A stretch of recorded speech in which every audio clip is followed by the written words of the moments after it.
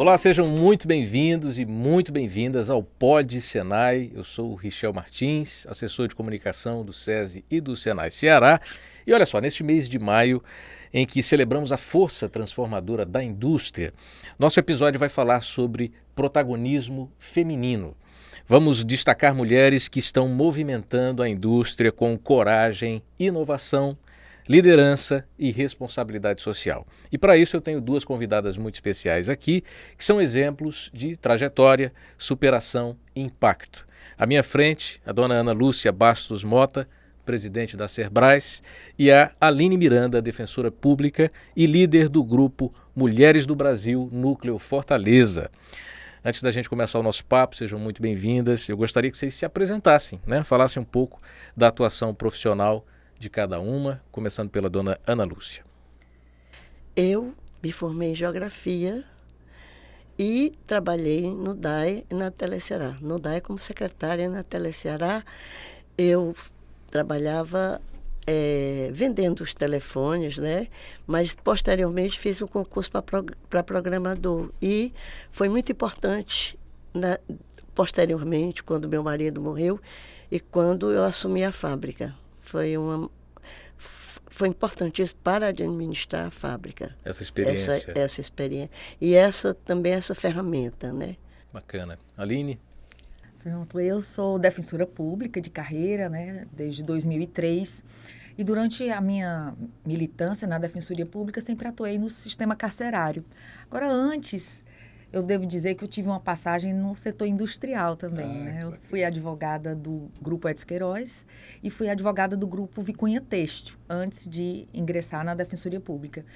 E na Defensoria Pública, minha causa maior é a inclusão, é a reinserção social de pessoas vulneráveis, dentre elas as pessoas que estão cumprindo pena, estão reclusas, Esse processo de reingresso delas na sociedade, com um forte fator para a busca da pacificação social, como um elemento de pacificação social, Essa é a minha missão, meu trabalho. Hoje, eu não estou mais dentro do sistema carcerário, mas atuo num Tribunal de Justiça, numa Câmara Criminal. E dentro do Mulheres do Brasil, compartilhamos os sonhos dos projetos de reinclusão social. Que bom, daqui a pouco a gente fala um pouco de como até o Senai é envolvido dentro dessa grande missão, Para começarmos, eu gostaria de entender também um pouco mais sobre a presença feminina na indústria nos dias de hoje, E a gente começa comentando um pouco sobre essa presença, na opinião de vocês.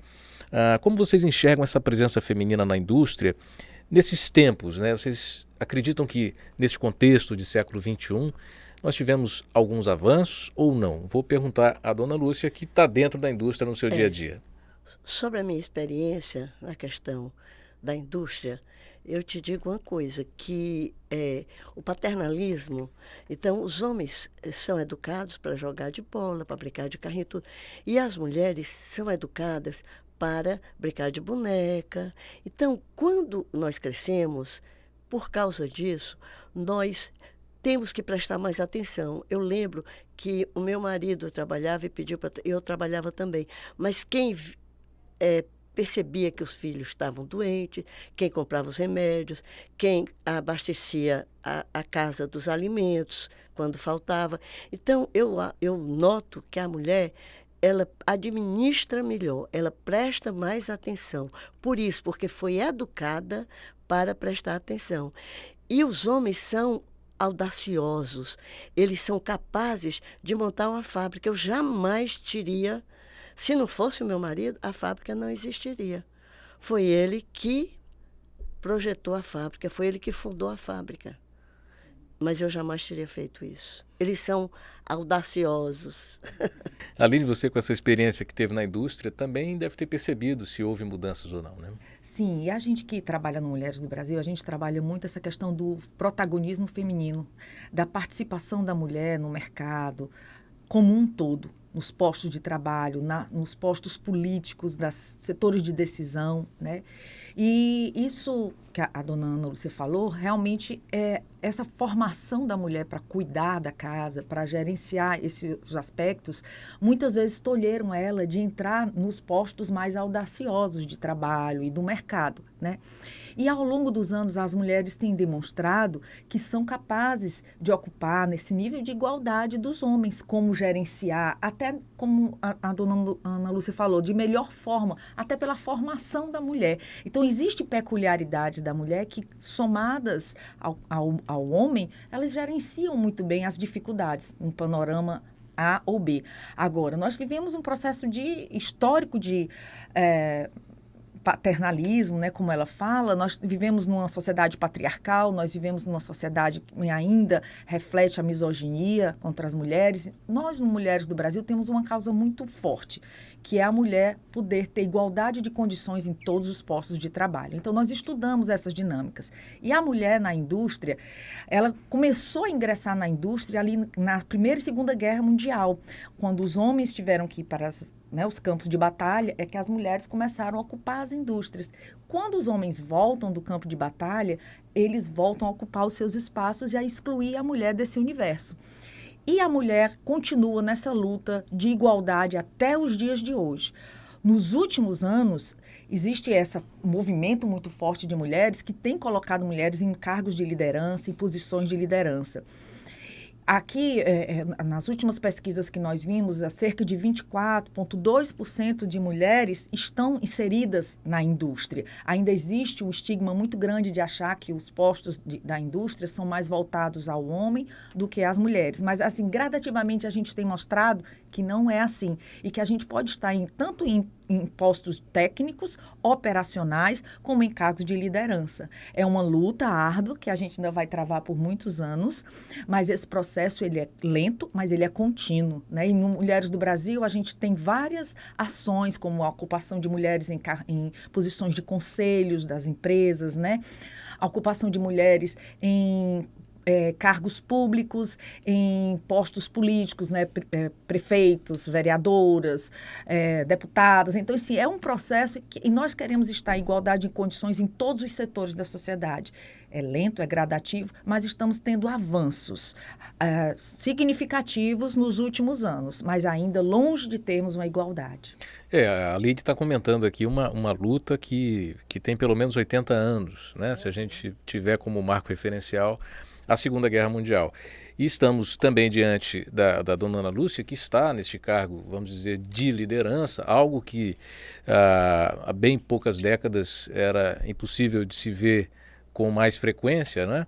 E o nosso debate aqui é muito sobre isso. Vocês, à medida que a história de vocês foi se compondo, enfim, enfrentaram alguns desafios. Quais foram os maiores desafios que a senhora enfrentou nessa mudança que nós até conversávamos aqui antes da gravação, né? De quando o seu marido fundou a fábrica, depois ele veio a falecer. Quais foram os seus desafios pessoais nessa trajetória? No início foi realmente muito difícil. Agora, eu me preocupo. Quando ele faleceu, eu disse aos funcionários, vocês não vão ficar órfãos, eu vou continuar o sonho do meu marido. E foi muito difícil. Ele morreu em 94. Em 2000, a situação da fábrica estava terrível. Em 2000. E eu pensei até em tirar minha própria vida. Pensei nisso, porque eu não via saída. Mas eu não nasci para isso. Eu fui uma viagem à Itália. Era uma feira de cerâmica lá, eu não podia viajar para passear. Então, eu fui essa feira lá. Quando eu voltei com outra cabeça. Foi muito importante essa minha ida lá. E aí, em 2002, a fábrica saiu do vermelho. E eu tenho 2 filhas. E a minha filha caçula tinha 14 anos quando o pai morreu. Só que ela viu toda a nossa luta, todo o nosso sofrimento. Então, ela formou-se em arquitetura. A mais velha é arquiteta e eu tenho 2 histórias para contar dessas 2 que elas já estão à frente da fábrica. A Tiziana é agregadora. Então aconteceu um caso, eu soube até recentemente, mas já aconteceu já faz tempo, que um funcionário estava faltando muito e queriam colocar ele para fora. Aí ela foi, chamou o funcionário para conversar. ele disse que a filha dele estava com câncer. Então, ela colocou a filha dele no hospital particular para cuidar do câncer e disse a ele que ele podia ficar com ela até ela ter uma melhora ou ficar boa e tudo, não tinha problema. Ele ia continuar recebendo o salário dele. A filha ficou curada e ele ainda é o nosso funcionário. Que história, né? Então, isso aí, você vê, quer dizer, ela sempre foi agregadora. E eu vou contar outra da Mariana também, para você mostrar duas mulheres, porque a gente está aqui falando nas mulheres administrando. Eu vou contar até um pecado meu. Fique à vontade, dona Rosa. A Mariana chegou para mim e falou assim: mamãe, o geólogo da fábrica me disse que está tendo um problema enorme com as mineradoras de granito e de mármore, porque eles tiram os pedaços, quer dizer, do mármore e do granito e ficam os pedriscos. Então, isso aí está chamando muita atenção e eles podem pegar multas, né? E aí ele me levou lá, eu pedi para ir. Eu peguei uma porção desse pedrisco e quando eu cheguei na fábrica, eu botei para misturar porque o porcelanato, a cerâmica é apenas uma argila. O porcelanato são 4 argilas diferentes. Então, ela mandou moer e misturou com as argilas do porcelanato. Mamãe, o porcelanato ficou muito melhor a qualidade. Eu vou contar o meu pecado. Eu disse: Mariana, os outros empresários que fabricam porcelanato não podem saber disso. Sabe foi o que ela me disse? Mamãe, claro que eles têm que saber. Mamãe, isso é uma questão ambiental. Isso é uma coisa melhor para o mundo. Olha que visão, né? Quer dizer, eu digo que quando você educa bem os filhos, eles às vezes ultrapassam você. Aconteceu nessa hora. Então, eu tenho muito orgulho. Então, a fábrica está muito bem administrada hoje pelos meus 3 filhos. Tem o Felipe, que é o financeiro, e tem elas duas que estão à frente. E eu fico muito feliz em saber que a sucessão está garantida, né? Que bom, nós também aqui, não é? Aline, você também passou por uma trajetória interessante e tem passado, inclusive participando do Grupo Mulheres do Brasil. Mas que desafios você enfrentou nessa trajetória até aqui? Eu acho que são trajetórias comuns às mulheres, né, que entram no mercado de trabalho, que ousam, né, ocupar esses espaços. Então, assim, eu sou mãe, né, de duas crianças, 2 adolescentes, 15 e 17 anos, e eu me separei muito cedo do pai das crianças. Então, assim, eu fui uma mãe solo, né, por muitos anos. Então, assim, administrar, como a Ana falou, cuidar da casa, cuidar da saúde, aquele terceiro turno que toda mulher tem, ele é extenuante. E esse é um ponto interessante. Eu já vim a ser mãe já com mais de 30 anos, justamente porque eu precisava de tempo para me qualificar, para ocupar esse espaço. Então, assim, esse time da mulher, a maternidade e a qualificação profissional, organizar a sua vida, se estruturar para poder gerenciar todos esses papéis que a gente assume na sociedade, eu penso que isso é um desafio para nós mulheres. Mas a gente tem conseguido, acho que com essa capacidade de agregar, de criatividade e de se doar, nossa tendência a se doar pelo outro facilita a nossa dinâmica de vida. Ela é pesada, mas facilita. Então, essas foram as dificuldades que eu passei. E logo que eu entrei na Defensoria Pública, eu passei 1 ano percorrendo o interior do estado, né? Eu fui defensora em Tianguá, em Juazeiro, em Xeramubim, em Aracati. Então, assim, essa via ir e voltar todo o tempo era um problema também para poder administrar de longe a casa, né? As funcionalidades da casa. E depois, quando eu entrei no sistema carcerário, né? Quando eu passei a atuar dentro das unidades prisionais.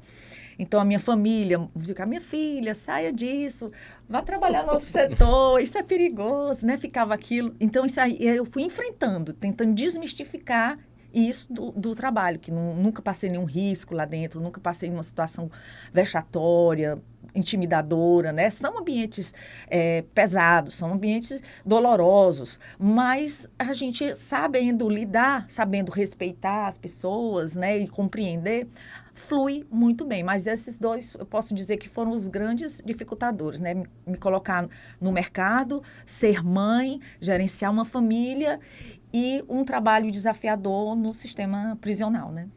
Gerenciar essa vida pessoal também com tantas funções, nunca foi fácil, né? Nunca foi fácil. Historicamente, para as mulheres, então, a gente está falando de séculos de acúmulo de funções, né? no mesmo período. Mas vocês acham que é preciso hoje, estamos falando de indústria, um universo que se tem um senso de que majoritariamente é masculino, tanto em gestão quanto no trabalho, quanto no chão de fábrica, digamos assim. Vocês acham que precisa mudar ainda desse universo da indústria para que as mulheres ocupem mais e principalmente ocupem mais cargos de liderança? Eu acho que ela tomando conhecimento de casos de mulheres que administraram e que deu certo, eu acho que isso já é um passo para elas terem a audácia, a coragem de tentar. Ter essa inspiração, né? A inspiração, Uhum. não é? Eu acho isso. No caso, a senhora já está aqui inspirando muitas mulheres, né? Participando do Pod Senai. E do seu caso, Aline, o que você acha? Concordo com a Ana. Eu acho que as mulheres precisam ser estimuladas a partir do exemplo de outras mulheres. Isso é muito significativo para nós, mulheres. Quando a gente vê uma mulher que enfrentou um espaço historicamente masculino e que mostrou resultado, então aquilo dali é uma injeção de ânimo para todas as mulheres. Eu vejo que a indústria precisaria também adaptar-se em alguns aspectos, como, por exemplo, as próprias estruturas das fábricas, né? Algumas necessidades específicas das mulheres, como, por exemplo, os banheiros, alguns espaços que precisariam ter serem adaptados melhor às necessidades das mulheres, né? A questão da maternidade da mulher, né? Então, isso não ser um complicador, mas isso ser um fator, inclusive, que possa tirar bom proveito dessa questão da maternidade. Eu vejo também a qualificação das mulheres, cursos que, dentro das próprias indústrias, possam estar se qualificando mais e mais mulheres para ocupar esses espaços de liderança, né? E eu vejo também um fator importante, que é a política da igualdade salarial. Então, assim, é muito comum acontecer de mulheres, de um modo geral, não trabalharem, né, em postos similares. E não ganhar. E essa é uma questão histórica também, né? Diga-se de passagem. Exato. Então, assim, são muitos aspectos que precisam ser enfrentados, né?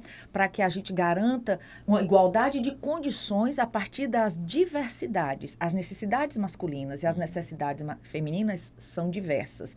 Então, elas precisam ser olhadas, esses dois setores, esses dois grupos, de acordo com a sua diversidade, e a partir dessas necessidades que é própria de cada um. Então, eu penso que adaptando-se o setor a essas diversidades, né, a gente pode ter uma presença mais ativa, mais forte, uma contribuição. E um ponto muito importante que a Ana falou, essa questão do cuidado. A mulher tem uma expertise, acho que natural do cuidar, né? Quando ela conta a experiência da filha, que ela poderia partir de um número, né, ou a partir da frieza de um dado. No entanto, ela foi conhecer quem era aquele ser humano que estava vivendo aquela situação de não estar rendendo o que era esperado. Quando esse olhar vem, eu tenho certeza que ela fidelizou um profissional para sempre, que vai trabalhar e vestir a camisa mesmo para sempre, né? Porque é isso que faz muita diferença. Então, assim, é preciso a gente sair da frieza das relações humanas e entrar na complexidade das relações humanas e dentro de um perfil de sensibilidade. E eu acho que isso é muito próprio da mulher. Isso deve ser incentivado nas indústrias. Sobre isso aí que ela falou, agora eu lembrei, porque nós no primeiro Minha Casa Minha Vida, a Mariana era da área comercial. E aí houve muita reclamação porque não tinha assentadores suficientes para o movimento que aconteceu, né? Muita obra. Muita obra, sim. E aí houve muita reclamação de pisos mal assentados, que então a reclamação vinha para a fábrica. Então, a Mariana sofreu muito com isso. Então, há pouco tempo, ela resolveu formar sentadoras mulheres. E esse pai, porque as mulheres dos funcionários foram para fazer o curso, e o Senai foi parceiro nesse momento. Entendeu? Que bom. Desse curso para as mulheres, para capacitando aprender a essas sentar mulheres, né? E esse senhor, que é pai, que que a filha estava com câncer e tudo, e a filha, já moça, curada e tudo, esteve lá. Ela não fez o curso, mas ela esteve na fábrica, porque as mulheres dos funcionários, na sua maioria, foram, né? E o Senai fez essa parceria. Então, isso foi muito importante para até esse novo Minha Casa Minha Vida que está vindo agora, né? A gente está ouvindo falar, né? Que vai acontecer. Que bom, é importante saber disso, né? Essa continuidade também da história da filha do colaborador lá da Sebrae, que a sua filha ajudou aí com um exemplo de empatia, de gestão humanizada, né? Às vezes, quando a gente fala de gestão, dá a impressão que, mesmo quando os conhecimentos são equiparados, a mulher tem sempre que se esforçar muito mais para demonstrar uma capacidade que seria natural da gestão, no caso de uma grande indústria, por exemplo, né? E você vê isso muito no seu dia a dia no Grupo Mulheres do Brasil. As mulheres têm que mostrar além do que é preciso para poder serem respeitadas ou valorizadas ou reconhecidas, né? Exatamente. E esse exemplo que a Ana falou do assentamento, isso é um ponto importante, até ligado à pergunta anterior. Como as mulheres podem estar ocupando melhor esses espaços. Então, assim, a sensibilidade que ela teve de identificar na mulher, e no curso, eu participei da dinâmica desse curso, pelo Grupo Mulheres do Brasil, que a Serbras fez para as famílias, né? Eu estive lá na Serbras acompanhando a formação dessas mulheres. Muitas delas são mulheres em situação de vulnerabilidade, né? E que precisam, então, se dançar um olhar ainda mais cuidadoso a essas mulheres, né? E então lá a gente via que está surgindo no mercado esse nicho, ou seja, o acabamento que a mulher, a habilidade dos detalhes, que é muito próprio da mulher. Então, ele está sendo um ponto agora que está sendo visto como um diferencial positivo para a mulher na própria construção civil. Então, assim, hoje está se abrindo um mercado e eu achei muito interessante isso, porque dentre elas mesmas, ela falando, né, que podiam, então, fazer um negócio de ser pessoas que iam fazer pequenos reparos nos apartamentos, nas casas, que é propriamente do pedreiro. Muitas vezes você eu preciso fazer uma pequena reforma na minha casa. Você chama um pedreiro. Mas veja bem, eu lhe falei no começo que eu era mãe, né? Solo, sim. 2 crianças. Então, quando eu ia fazer uma reforma na minha casa, eu tinha muito medo de estar só eu e os meus filhos em casa com homens fazendo obra. Né? Assim, a gente... E aí eu disse, poxa, que legal. Se naquele tempo tivesse um grupo de pedreiras mulheres que faziam pequenos reparos em casa, eu ia preferir contratá-las a contratar os homens. Assim, nada contra os homens, mas é possível a gente ver em que aspectos do próprio mercado a mulher se encaixaria melhor e atenderia melhor as necessidades, né? E se você prestar atenção, tem isso em vários tipos de mercado, né? Vários tipos de mercado. Bom, a gente vai falar um pouco sobre conquistas e avanços, que é um tema que também tem a ver com a indústria. A indústria tem muitas histórias pessoais de mulheres que também têm conseguido conquistar tanto crescimento pessoal ou profissional, como também gerar avanços para a própria indústria.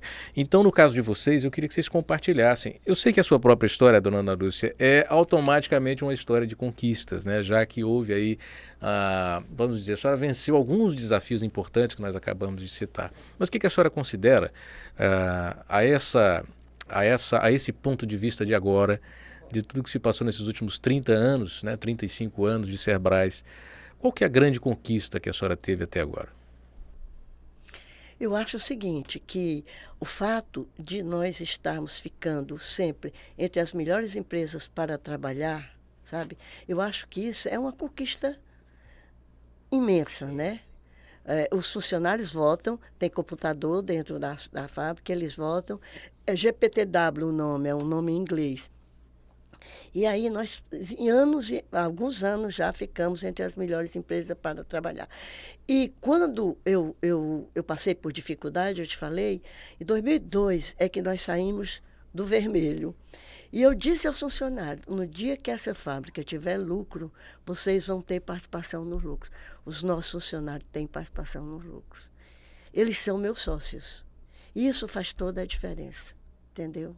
Para os colaboradores, principalmente, porque tem um incentivo, né? Não deixa de ser um incentivo ao dia a dia, um reconhecimento também, né? Exatamente. Do esforço que aqui eles também ajudam a produzir. Então, eles se entregam mesmo para que saia o melhor possível, né?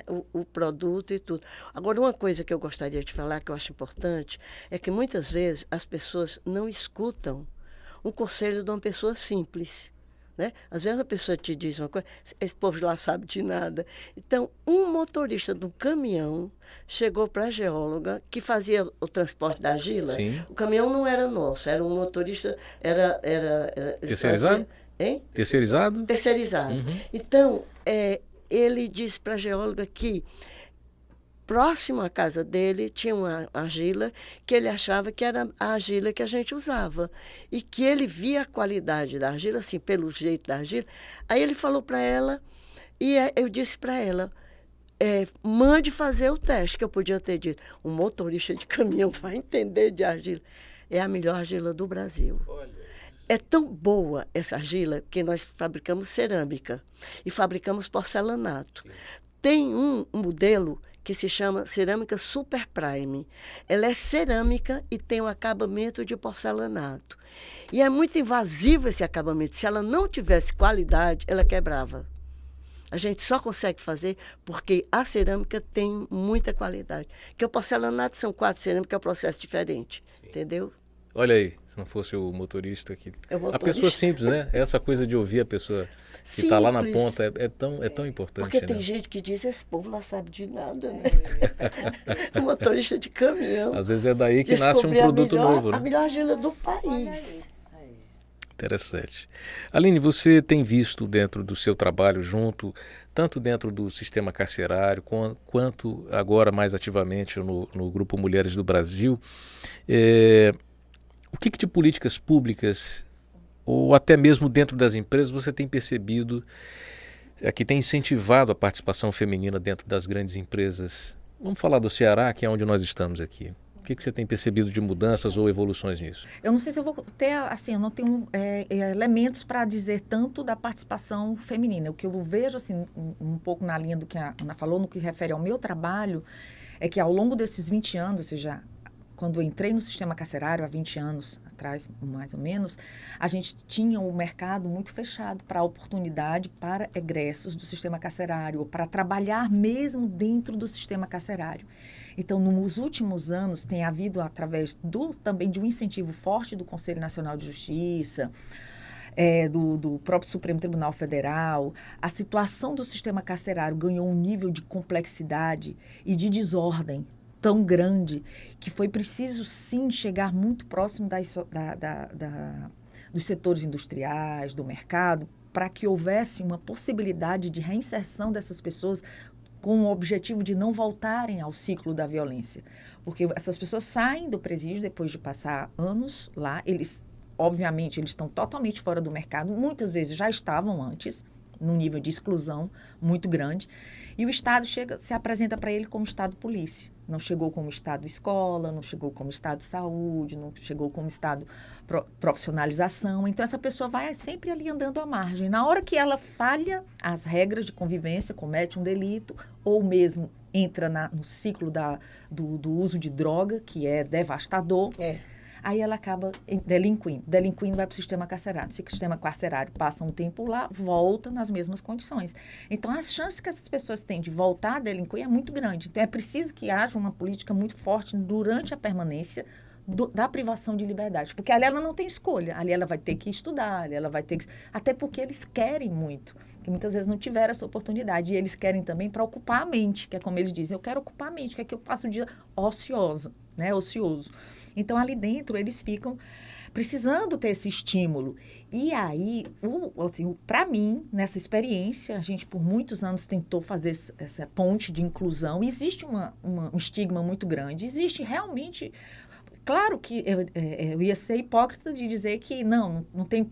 As pessoas têm que deixar de ter medo, tem que ser só por palavras. Não é preciso ter exemplos reais. Isso é uma construção.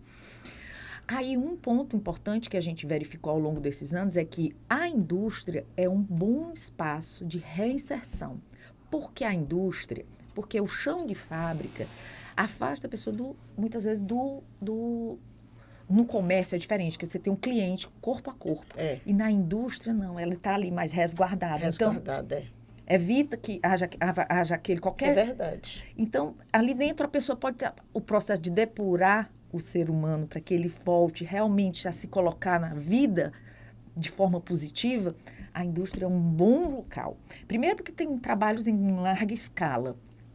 E segundo, porque afasta um pouco do preconceito da sociedade como um todo. Então, assim, você não está sendo, vamos dizer, atendido por um ex-presidiário. Você não tem aquele estigma, mas ele está lá dentro, longe desse contato. Quando passado alguns anos, isso se torna mais tranquilo. Quando ele já mostrou que volta, que merece a confiança, entende? Esse processo, o Mulheres do Brasil viu isso. O Grupo Mulheres do Brasil, sobretudo na visão sensível da NET, ela percebeu que poderia, tanto que um dos primeiros projetos que a gente fez foi dentro da Mallory, foi inserindo egressas do sistema carcerário. E para isso a gente desenvolveu toda uma metodologia, que vai desde questão de valorização humana, questão psicossocial, trabalhamos questões emocionais, valores, juntando uma rede de especialistas, uma rede de mulheres especialistas em justiça restaurativa, comunicação não violenta, cultura de paz, entendeu? Começando com o artesanato, que o artesanato também é terapêutico, e depois entrando na formação industrial, como o Senai fez, como elas fizeram lá na Cerbrais, como já fizeram outro curso de pintura predial com o Senai, né, que teve também. Então, assim, é um processo gradativo, são seres humanos dentro de toda uma grande complexidade e dentro de um mundo, né, muito excludente. Então, assim, são desafios. Mulheres do Brasil, ele mostrou uma genuína sensibilidade com isso. E é por isso que a gente se espalha dentro com os projetos, né? Bacana. Bom, bacana, Aline. É importante entender que o Senai tem um trabalho muito forte, né, como o Serviço Nacional de Aprendizagem Industrial e aqui no Ceará, dentro do sistema carcerário, dentro do sistema prisional do Ceará, capacitando tanto homens, né, quanto mulheres, inclusive com educação básica, chegando até a educação profissionalizante. E o Grupo Mulheres do Brasil vivencia isso, né, na prática, né, com o Grupo Cerbrais aí. A gente estava falando agora há pouco sobre as aplicadoras de revestimento lá, que a senhora já citou aqui, e foi uma inserção importante delas no mercado de trabalho, né? Mas, Aline, assim, como é que você vê o impacto dessa formação na vida dessas mulheres que você conhece muito bem de perto, né? Como é que você vê esse impacto da possibilidade do trabalho, da possibilidade de ter um lugar que antes, certamente, elas não viam? Olha, isso é decisivo. Se a gente pretende ter uma sociedade mais justa, mais igualitária, menos violenta, a gente tem que partir desse caminho. Nós temos, ao longo das décadas, encarcerado em massa as pessoas e devolvido essas pessoas à sociedade sem condições delas se recolocarem ou se colocarem. Então, se a gente fizer o mesmo caminho, a gente não vai ter um resultado diferente. E os índices da violência têm crescido. A forma de organizar-se dentro dessas estruturas prisionais tem cada vez ficado mais sofisticadas no sentido da organização criminosa, né? Então, nós precisamos encontrar um outro viés de tratar essa crise. E eu estou segura de que o viés é esse, é o da capacitação, é desse olhar amoroso, respeitoso com o ser humano, né? A história de vida dessas pessoas, e olha, nós no Grupo Mulheres do Brasil, com um projeto chamado Vozes da Liberdade, que entrelaça várias lideranças dentro do Grupo Mulheres do Brasil, como o empreendedorismo, artesanato, o Cultura de Paz, que eu lidero, né? A educação, saúde. Então, são núcleos que se entrelaçam no propósito de dar o melhor para essas mulheres que saem do sistema carcerário. Então, nós já estamos agora com a 7ª turma. Foram mais de 150 mulheres egressas do sistema carcerário que participaram de cursos, tanto na questão do artesanato, como em parceria com o Senai. Então, assim, ao longo desses anos, nós acompanhamos essas mulheres e ficamos criando vínculos com elas. É a ideia de que nenhuma solta a mão da outra. E também a gente procura formar entre elas um espírito de coleguismo e uma ajuda a outra dentro daquele quadro de vicissitudes. Então, assim, o que eu vejo é que essas mulheres, elas ressignificam as suas vidas de uma maneira. Nós recebemos essas mulheres com uma autoestima muito baixa. Elas próprias não acreditam que são capazes de sair do ciclo da violência. Então, elas passam a ter uma formação tanto ligada a valores básicos, à família, a comportamento dentro da sociedade, noção de cidadania, se enxergar como uma pessoa de direitos e deveres, né? Compreender o que é a lógica de viver em sociedade, porque as regras existem, porque elas não podem ser descumpridas, né, para a harmonia e o bem-estar social. E nós trabalhamos muito essa questão da valorização humana. A partir disso, e olha, eu vou lhe dizer, essas mulheres que nós recebemos, quando elas terminam esses cursos, que começam com a parte socioemocional, vai a parte educacional e a profissionalização, a gente vê um ganho, um salto de qualidade na autoestima, na forma de se vestir, na forma de falar. As redes sociais que elas acessam né? E nós acessamos as redes sociais delas. Então, assim, muda completamente. É claro que não acontece esse impacto com 100%. Existem aquelas que têm questões pessoais muito profundas que precisaria talvez de mais tempo, de mais outros recursos, né? Às vezes questões até de alguma coisa de saúde mental já abalada. Uma assistência mais direcionada, uma assistência mais direcionada. Mas a gente pretende evoluir para isso. A gente pretende, porque a partir do momento que a gente convive com elas, a gente vai detectando essas fragilidades e aí formando toda uma rede. Então, todos esses projetos, eles são formados por uma rede grande de mulheres. Nós temos professoras universitárias, nós temos mulheres de negócios, nós temos empresárias, né? Nós temos pessoas da área de saúde, como a Faculdade Paulo Picanso, que é a parte da saúde bucal, né? E os alunos. Nós temos outras faculdades que são parceiras do Mulheres do Brasil, como a Unicet, a Farias Brito, né? Então, são alunos que já dentro da sua formação já começam a trabalhar sobre uma outra perspectiva, outro olhar. Eu acredito muito nisso, que até o Papa Francisco, que nos deixou agora, ele tocava muito nesse ponto, né? A escolha preferencial pelos pobres e a gente precisa estar onde nós estamos induzindo os processos, estimulando os processos de mudança na perspectiva da inclusão. Mulheres do Brasil, eu vejo isso, eles fazem isso na prática hoje, na realidade. Não fica no papel, não fica no planejamento.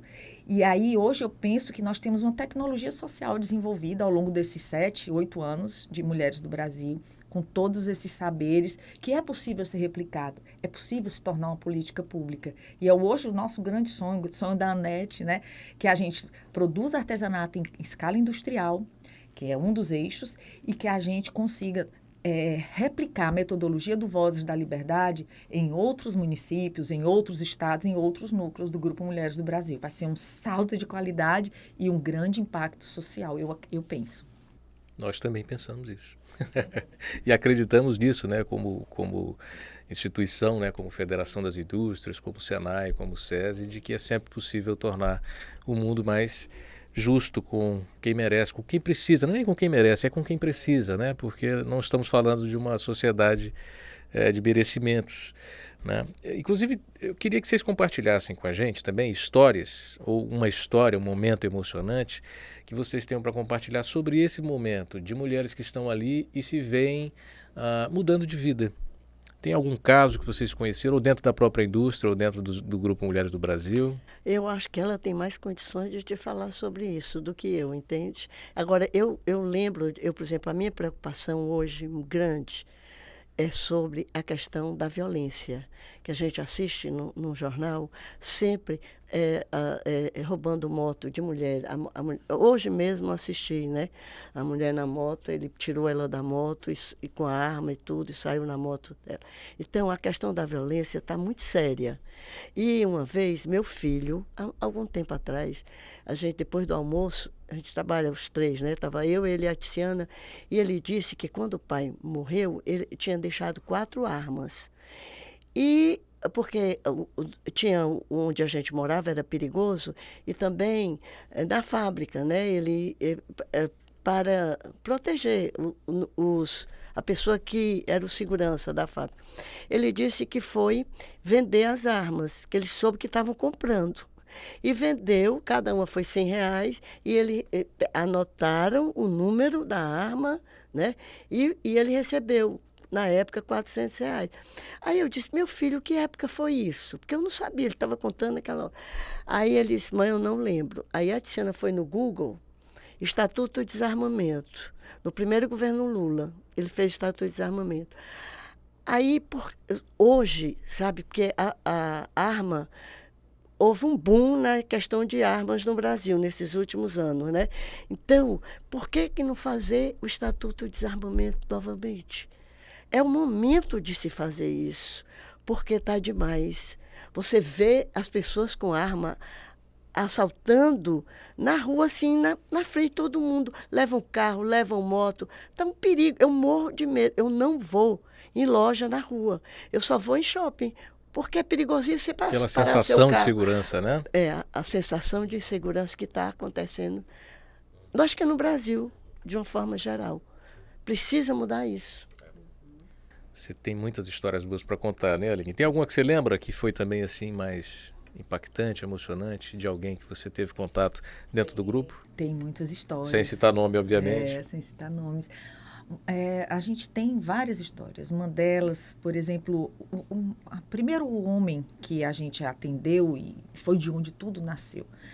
Eu trabalhava numa unidade prisional e lá a gente começou a experimentar, levar. Eu atendia a questão jurídica como defensora pública e eu levava ao meu lado uma educadora que tinha trabalhado muitos anos dentro do sistema prisional, na Secretaria de Educação. E ela fazia círculos de construção de paz, que é uma metodologia de diálogos compassivos, onde trabalham valores, né, uma técnica. E aí eu convidei ela já dentro do Mulheres do Brasil. O Mulheres do Brasil estava começando, né? E aí ela ia comigo e fazia esse trabalho. Aí um interno, né, ele chegou para ela e disse, eu queria tanto, professora, eu queria tanto trabalhar aqui dentro que eu não consigo mais ficar sem fazer nada. Eu sei fazer rede de nozinho. Eu quero ensinar os outros companheiros de cela para a gente fazer. Aí eu posso mandar para minha mulher vender lá fora. Ele era recém-casado. Aí ela pegou e falou comigo, a Magnólia falou comigo, a professora Magnólia, Aline, não sei o quê. E a gente estava entrando Mulheres do Brasil. Veja bem, eu era do setor público, né? Não tinha muito conhecimento com mulheres de negócios, mulheres empresárias e tudo. E lá estava uma delas, que era uma grande empresária da parte de artesanato, que é a Ethel Whitehurst. A Anete já havia convidado para o Mulheres do Brasil e eu a conheci lá. E aí eu disse, rapaz, vamos falar com a Ethel. Será que a Ethel topa ensinar alguma coisa de artesanato aqui dentro, né? Porque ela era o ícone, né? A nossa referência. É. Aí eu fiz o convite. Aí até eu brinquei com a Magnólia. Magnólia, não, a gente já tem. Se a gente conseguir alguma coisa, vai ser lucro, né? Pois quando eu fiz o convite, ela, vou demais, vou com você, vamos. Aí eu combinei com o diretor da unidade. Olha, nesse dia eu vou trazer uma empresária do ramo do artesanato, ela pode impulsionar o artesanato, porque já se fazia artesanato no presídio feminino, mas de uma forma mais rudimentar, não era de alto padrão, né? E aí ele disse, não, pois não, olha, vamos separar uma sala bem bonitinha, higienizada, bem limpinha. Olha, aí eu falei com o interno, olha, você fala com mais 9, para formar um grupo de 10, que você acha que podem fazer esse trabalho aqui dentro com você. Para a gente conversar com ela, ela vai vir, a empresária vai vir. Aí ele, obrigada, não sei o que. Aí foi no dia lá da reunião, a gente tem várias fotos, e ela foi para ver o que é que ele fazia para dar alguma orientação. Mas, aí eu até brinquei com ele, eu disse, olha, ele era um rapaz muito bem articulado. Aí eu disse, olha, toque o coração dela, eu vou deixar na sua mão. Aí ele foi, menina, eu digo que foi o Espírito Santo que atuou ali, sabe? Porque ela saiu de lá e disse assim, vamos fazer o projeto aqui dentro, vamos ensinar, mas eles não vão fazer nessa rede eles vão fazer o crochê das varandas, fazer o mamo-cabo e o punho, né? Eu fui aprendendo esses termos com ela. E assim foi. Ali nós passamos 2 anos, olha ela só. ia toda semana, né? Pois é. Toda semana eu ia fazer o atendimento jurídico, Magnólia, a cultura de paz, e Ethel formou instrutoras para ensinar a eles. E aí foi o primeiro projeto do Mulheres do Brasil no sistema carcerário, que se chama Rede de Sonhos. E esse jovem, hoje, é universitário. Esse jovem que começou tudo, ele, ainda no cárcere, teve uma filhinha, a esposa dele teve filho, ele terminou de cumprir o que ele nunca mais entrou no sistema, hoje ele é outra pessoa. Isso faz toda a diferença, né? Toda a diferença. E hoje ele é espetáculo. Ele fez cursos, eu acho que ele fez outros cursos que a gente fez em parceria com o Senai também, que ele estava trabalhando como, eu não sei se foi Eu aqui. acho que eu vou entrar no Mulheres do Brasil. Você precisa entrar, tá O precisando convite de já foi você. feito aqui. Não, a NET vive insistindo. Pois é, a NET é a nossa grande líder, assim, ela abriu os caminhos, ela abriu os espaços para a gente, inseriu essa lógica do cuidado e da importância de se importar com essas pessoas sobre um outro viés que não só o da repressão. Então, assim, eu digo assim, eu brinco, furou a bolha, né? Isso foi muito importante. O amor pode tudo, né? Se você que está assistindo a gente no Pode Senai ainda não conhece o grupo Mulheres do Brasil, faça a sua busca, tem site, tem rede social, não é? Para conhecer melhor é o www.grupomulheresdobrasil.org.br. Nós hoje somos mais de 130 mil mulheres no Brasil e no mundo. O Grupo Mulheres do Brasil hoje já está nos 5 continentes, né? E é uma rede que, em cada estado, em cada núcleo, ele trabalha com as expertises do local, das mulheres envolvidas, e com as causas mais preeminentes daquela região.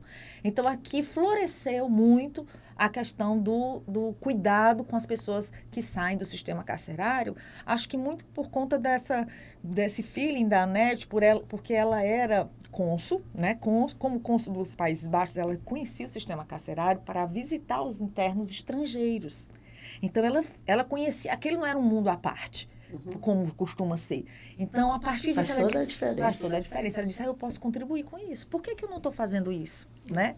Aí ela começou a desenvolver e estimular que a gente desenvolvesse dentro do grupo essas ações. E aí hoje nós temos no artesanato um e-commerce, que é o Terra Artesã, que está no Instagram também, você pode acessar, são peças lindas, produzidas tanto por egressas como artesãs, de um modo geral, aqui do estado do Ceará, todos com a curadoria da Ethel, o controle de qualidade é feito pela Ethel Whitehurst, que é o concurso nessa área, né? Então, e hoje esse e-commerce foi uma visão do empreendedor, né? No caso da Luísa Helena Trajano, que é a líder maior do Grupo Mulheres do Brasil, né? E ela, na pandemia, ela viu, como é que a gente vai fazer com os nossos artesãos? Aquelas que a gente capacitou. E as artesãs de profissão que já estão aqui fora do mercado, porque ninguém está vendendo artesanato. E criou o e-commerce. Aí, a partir daquele e-commerce, elas puderam, mulheres comprando o material, comprando as peças, vende no e-commerce. Então, assim, com criatividade, com a junção de saberes, um da área privada, outro da área pública, com a diversidade de conhecimento, a gente pode fazer esse mundo ficar melhor, mais inclusivo, e combater essas questões que nos angustiam da violência, né, Dona Lúcia? Lembrando a vocês que nós estamos conversando aqui com duas pessoas muito inspiradoras, Dona Ana Lúcia Bastos Mota, presidente da Cerbras, e a Aline Miranda, que é defensora pública e líder do Grupo Mulheres do Brasil, aqui do Núcleo Fortaleza. Bom, para encerrar, a gente gostaria de deixar uma mensagem inspiradora de vocês para essas mulheres que, já que fazem parte aqui do nosso universo da indústria, para que também pretendem entrar na indústria como uma solução profissional, digamos assim. Então, qual a mensagem que vocês deixariam para quem sonha em fazer parte da indústria, mas ainda tem receio de dar esse primeiro passo, hein, Dona Ana Lúcia? Porque eu sou um exemplo disso, né? Porque eu achava que não ia ser capaz. Eu mesma achava. E aí, abracei a causa e deu certo. Inclusive, acreditem, mulheres, acreditem, vocês, entrando na indústria, você não tem ideia a diferença que faz, porque nós prestamos mais atenção. E prestar atenção faz toda a diferença. Bacana. Você falou no Papa Francisco que nos deixou recentemente, né? Ele mesmo dizia, quando se coloca uma mulher à frente, a coisa anda, né? Exatamente. Sua mensagem, Aline? A minha mensagem é essa, é acreditar que nós somos capazes. Nós não temos nada a dever em termos de capacidade intelectual, física, em relação aos homens.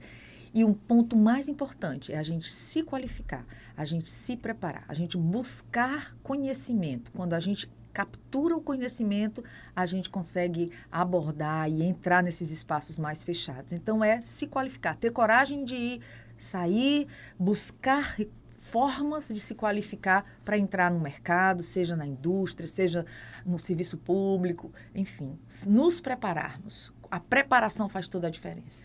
E contem com o Senai e o Sistema FIEC como parceiro nessa missão de buscar a qualificação, né? Quantos cursos o Senai tem nesse universo da indústria, né? A gente tem nosso telefone 4009-6300, os sites do Senai Ceará para você conferir também os editais de gratuidade. Bom, nós chegamos ao fim aqui desse episódio do Pod Senai. Foi uma conversa muito rica e inspiradora. Para mim também ouvir vocês, conhecê-las um pouco mais. Eu agradeço imensamente a presença de vocês. Espero que a gente possa ter outros momentos assim, inspiradores, e que falem de um tema tão importante, a presença da mulher no mundo do trabalho e no mundo da indústria. Muitíssimo obrigado, hein? Bom, gostaria também de agradecer ao presidente da FIEC, Dr. Ricardo Cavalcante, ao nosso diretor regional do Senai Ceará, Dr. Paulo André Holanda, e também a gerente de educação do Senai Ceará, Sônia Parente. E não se esqueça, a indústria está de olho nos talentos formados pelo Senai. Acesse a plataforma Oportuniza, descubra as oportunidades e transforme-as em realidade. Esse foi mais um episódio do Pod Senai. Obrigado por você ter assistido até aqui, que essa conversa inspire você que está nos acompanhando e cada vez mais mulheres entrem no mundo da indústria. Para fechar com chave de ouro, chegou a hora de colocar tudo em prática e confira agora os vídeos, tutoriais com passo a passo para se cadastrar na plataforma Oportuniza e seja você aluno, aluna ou empresa. Muito obrigado e até o próximo episódio do Pod Senai.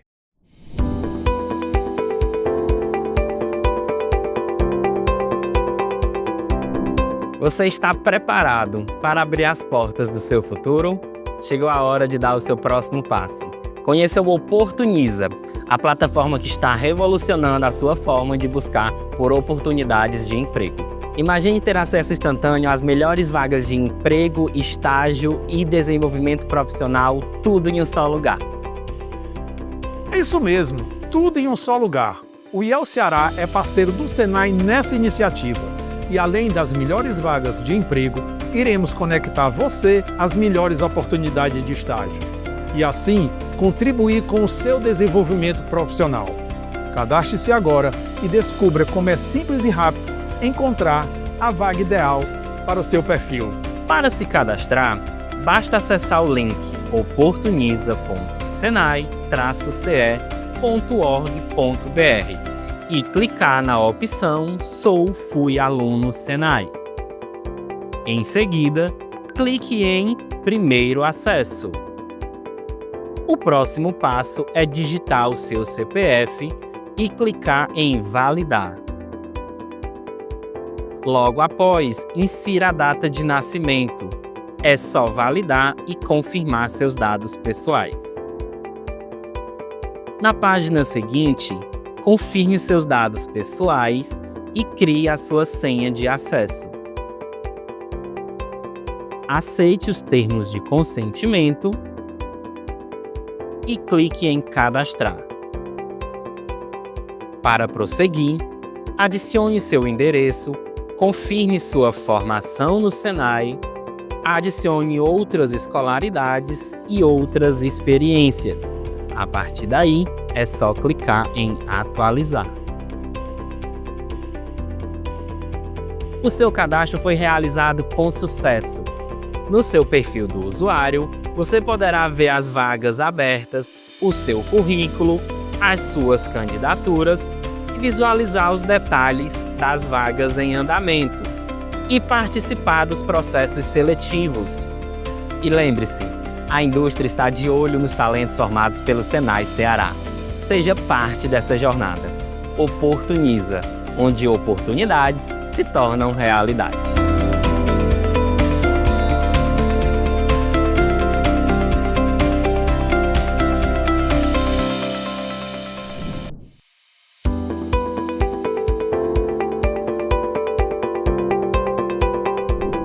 O mercado de trabalho está em constante mudança.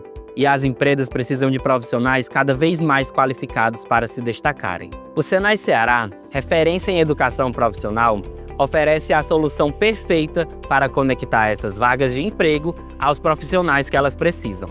A plataforma Oportuniza. A plataforma Oportuniza é uma ferramenta fácil de usar.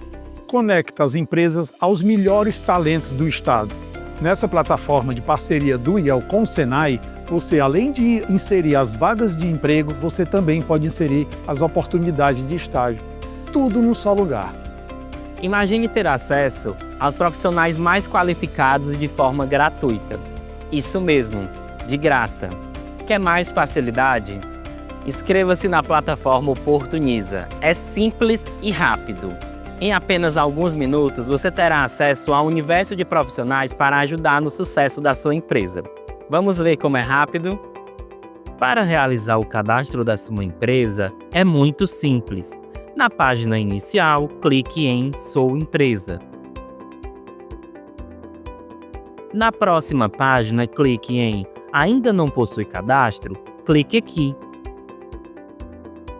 A partir daí, é só adicionar os dados básicos da sua empresa, como razão social, nome fantasia e CNPJ. É preciso adicionar também o nome do responsável, o CPF, um telefone de contato e um e-mail. Basta apenas criar a sua senha, ler os termos de consentimentos e aceitar, e clicar em Não Sou Robô. A partir daí, você está apto a fazer o cadastro da sua empresa. Para dar continuidade, adicione o endereço da sua empresa. Agora chegou o momento de validar o seu e-mail. Verifique a caixa de entrada e clique no link enviado. E pronto! Basta apenas esperar a nossa validação aqui também, e sua empresa já estará disponível para divulgar suas vagas dentro da plataforma Oportuniza. Com o e-mail validado, clique em Próximo. Chegou a hora de fazer o login novamente. Clique em Sou Empresa, entre com as credenciais de acesso e pronto! A partir daí, você já pode receber os currículos dos melhores profissionais da indústria do Ceará. Ao realizar o login na plataforma Oportuniza, você entrará na página Minhas Vagas. Para realizar o cadastro de uma delas, basta apenas clicar em Cadastrar Vaga. Preencher os dados necessários e, ao final da página, clicar em Cadastrar. Pronto, clique em Cadastrar e veja a sua vaga criada com sucesso. Atenção! Depois que realizar o cadastro da sua vaga, clique em Publicar. Pronto, a vaga já está disponível para todos os alunos Senai. Volte para o menu anterior, clique em Gerenciar candidaturas e aqui você terá acesso a todos os currículos que se inscreverem. Inclusive, poderá fazer o download. E não se esqueça, ao encerrar o período de inscrição, clique em Encerrar Vaga. Você responderá a um pequeno questionamento se algum aluno da plataforma Oportuniza foi contratado ou não para a vaga. Se sim, clique em Sim e responda quantos candidatos foram contratados. A partir daí, você pode encerrar a sua vaga. Pronto! Muito obrigado por utilizar a plataforma Oportuniza. Não perca tempo. Cadastre-se agora na plataforma Oportuniza e encontre os profissionais para fazer a sua empresa crescer e prosperar.